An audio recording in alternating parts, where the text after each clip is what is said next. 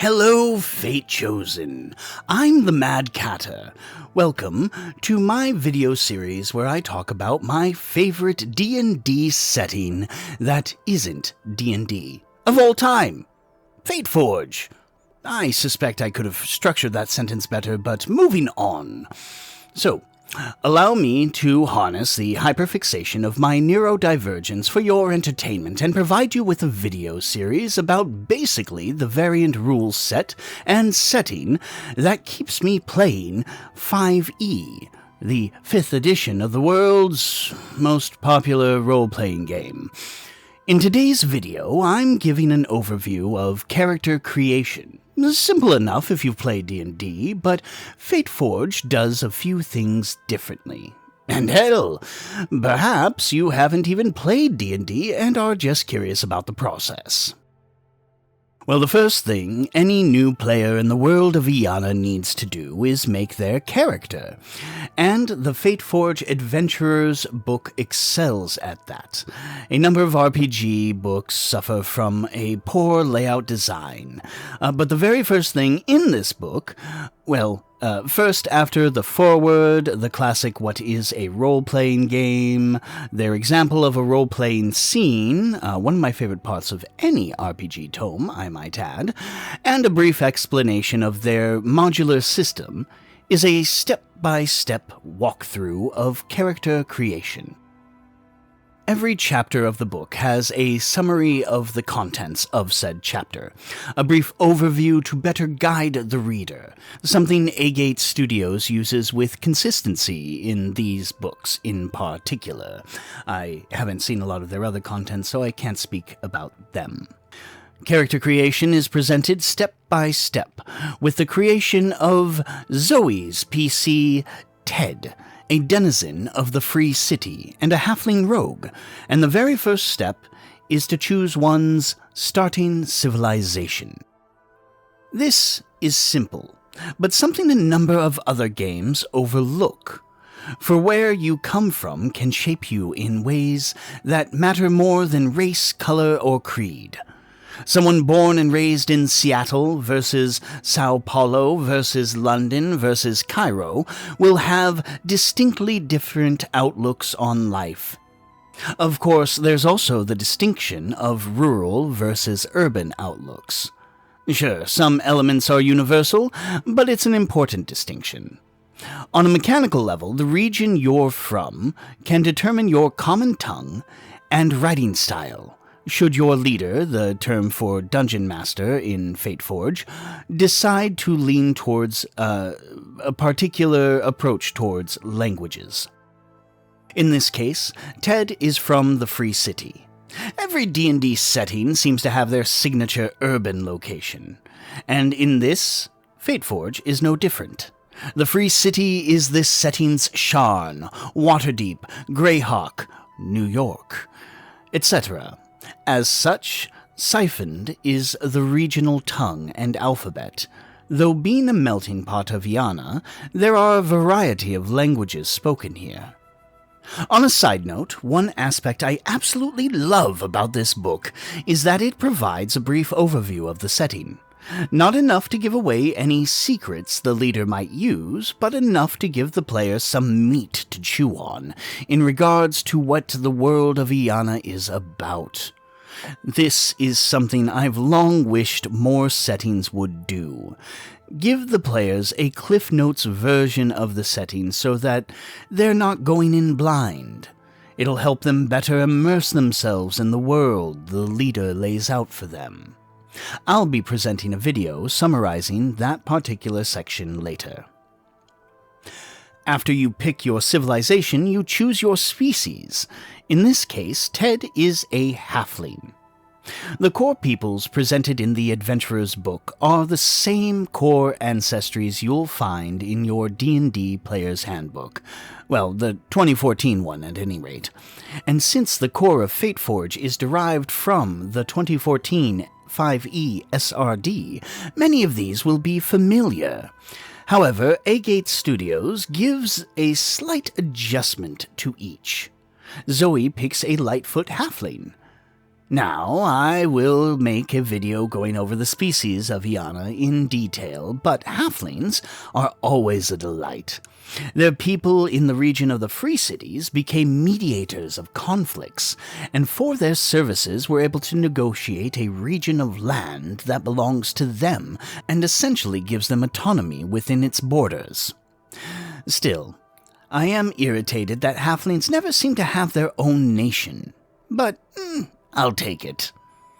As for being a Lightfoot halfling, they are more or less one for one the same as you would see in the D&D 2014 Player's Handbook, save that there is no halfling tongue in Eana, so they get a language of their choice. And Lightfoot halflings have an additional ability called Earth's Bounty, which better ties them to the setting. It's a small boost that symbolizes the Lightfoot's pastoral and domestic roots, granting them proficiency in either brewer's supplies, cook's utensils, or farmer's tools. All the species of Eana have a little bonus like this. Nothing that'll break the game, but something that will certainly add to the setting and the role-playing experience. Next up is choosing your background. And FateForge tackles this a little differently from the SRD. Backgrounds in FateForge are customized. Again, I'll go over this in a later video, but while they do have a few pre-made backgrounds if a player doesn't want to put in the work, Agate Studios has provided a step-by-step process of creating your own background, including rules for a handicap that could see a player essentially receiving a feat at first level. Onward, we move to choosing one's class. It's about what you'd expect from a 5e game, as FateForge is built on the skeleton that is the 5e SRD. It includes at least one subclass from said SRD, with little to no variance. Maybe some fluff adjustments to better plant them in the setting, but otherwise it's the same. Every class, however, has at least one subclass specific to FateForge, sometimes more. The character creation walkthrough is designed for first-level characters, so it doesn't touch on subclasses. But in FateForge, for the rogue, you have the thief, pretty much as you might see it in the D&D PHB, but you also have the spy and the hitman, with the latter not being just a renamed assassin subclass, but having its own features. Honestly, there's little to no reason why you can't use the unlisted Player's Handbook SRD subclasses in FateForge, but I will say I prefer to settle firmly into whatever setting I'm playing in. Now we have the Awakening, as this is a setting where magic and the ability to use it is not a guarantee. Now, of course, this is entirely up to the leader, but by default, one must be awakened in order to use magical items or access the more supernatural elements of their class, be it casting spells, shape-shifting into an animal, etc., etc. This concept isn't entirely unique to FateForge, of course. There's plenty of media out there where something needs to happen in order for someone to access their latent abilities. Be it a life-or-death struggle, years of devotion, prayer, and discipline, or even a moment of enlightenment achieved at some pivotal point in your character's backstory. Some FateForge campaigns might have all the players start off dormant, unawakened, asleep, laboring under an arcane class without the arcane abilities, essentially studying theory, but never practice, at least until the GM or leader initiates their awakening, which can be quite fun in and of itself. Other games might let players choose their awakening, whether or not they are awakened, the nature of their awakening, how they awakened, etc., etc. Player autonomy is important, and it is my understanding that most FateForge games have players in charge of whether or not their character is awakened. As always, of course, work with your leader on this one. Determining one's ability scores comes next. It is pretty much identical to the 2014 D&D rules. Roll 3 6-sided dice, add them up for each ability score. Or, as seems to be more common, roll 4 6-sided dice and take the sum of the best 3 results. Or simply use point buy if you want something a little more structured and less chaotic. After that, we wrap up character creation with 3 simple steps. Choosing your equipment, which is as easy as figuring out what you get from your class, your background, then buying the rest with whatever gold you have remaining. Or determining your starting gold and picking every item out as you deem appropriate. Then you'll want to figure out your skills and technical details, and lastly, figure out your alignment, which you probably know by now, as well as your description and whatever else is left. Now, a lot of RPGs offer a character creation segment through the eyes of a player making their level 1 character. But something about FateForge's handling of it spoke to me. Perhaps it's because their layout isn't that of a book that is desperate to fill their page real estate with as much text as possible, opting instead to space out their step-by-step instructions with easy-to-understand sidebars and a beautiful design that is pleasing to the eye and not overbearing. I'll say, these are probably the most beautiful books I have ever seen published for a 5e system and setting, which is exactly why I'm sharing these with all of you. All 5 of you. My next video will be an overview of the world of Eana, touching mostly on what can be found in the Adventurer's Book, but hopefully summarizing it enough that those of you who are disinclined to read might find it easier to absorb. This series is a labor of love.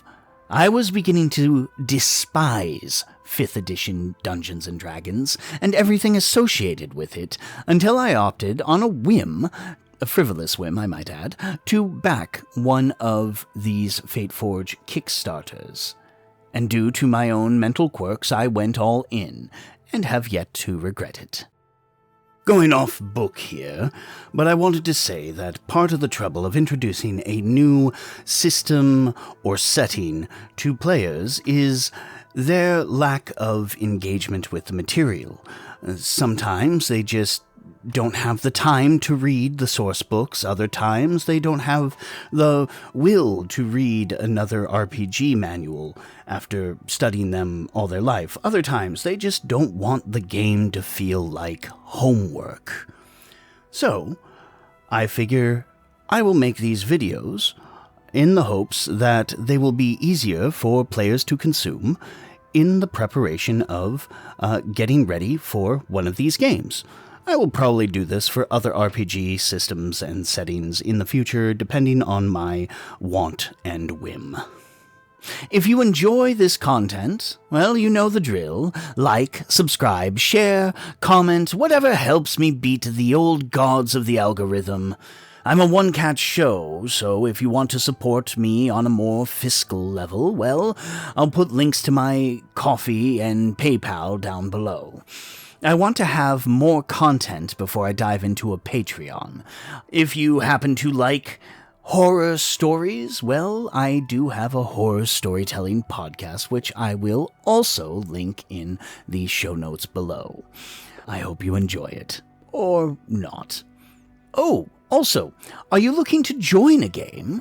Well, I'm on startplaying.games as the Mad Catter, currently looking for players for a Saturday FateForge game that should start at 11 a.m. Pacific time.